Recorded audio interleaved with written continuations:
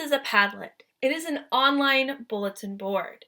You can post ideas, share your boards to people you choose, and then they can comment on your different postings within your bulletin board itself. There are many benefits to using Padlet in the classroom. The first is that it is collaborative. Students can share their ideas with each other, they can comment and help each other build this concept, this knowledge that they are growing in. For example, this was one I created for teachers learning how to use technology in the classroom.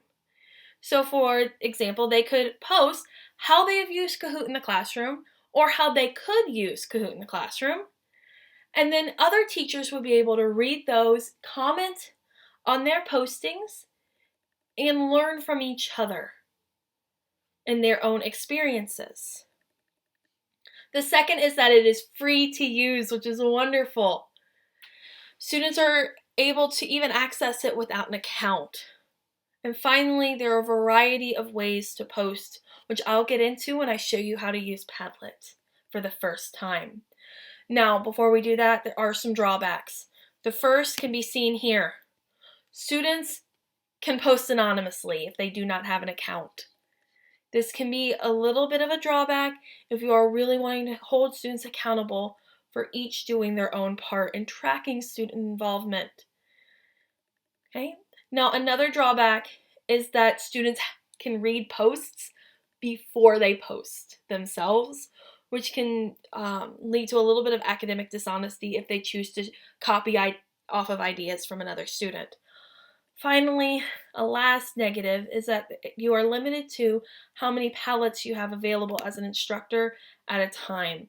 For example, this account only has 3 available. Now let's get into how we create a Padlet. First thing you're going to do is create an account, which can be your Gmail account if you have one. Once you have that up, you'll have this as your dashboard screen, and you can open your Padlets that you've already created and used from here. But if you want to create a Padlet for the first time, you simply press Make a Padlet. Then you have a choice to make between whether you want to start with a blank template or one that's a little bit filled in. And you can see here the variety of ways that you can use this in a classroom. You can have an org chart, a storyboard, KWL charts, Q&As for students to answer and respond. There are hundreds of ways you can use this in a classroom. I'll go into 2 in a little bit. But once you click the setting you want, it'll pop up and you'll be given something like this. And you can add a title, description, wallpaper, change all of that. And then here are the big ones. Do you want to have an author name if there are logins? Where do you want the new posts to appear? Do you want comments? Do you want to be able to give reactions? And then do you want to require approval or a profanity filter? Once those are set, you can start posting.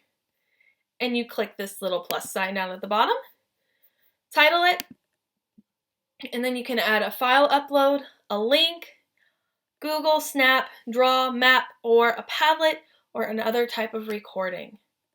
Okay. Quite a few educational examples exist. So this one was a post and respond, but you can also have a KWL chart like I have here, where students posted what they know, or in groups to decide questions they wanted to answer. For my project, I'm looking at using something like this, where students post their ideas to a solution in a category like this that's headed with their job descriptions. They can see what other people are posting in that category and how they will approach that scenario. But then they can also see how people outside of their position might approach that scenario as well. Another way I'm going to incorporate Padlet is for students to include their own board and how they would use WISE in their businesses by using videos, films, postings, anything they want to share their ideas about how WISE can be used in the classroom. So Padlet is a great tool for collaboration and sharing ideas in a variety of formats.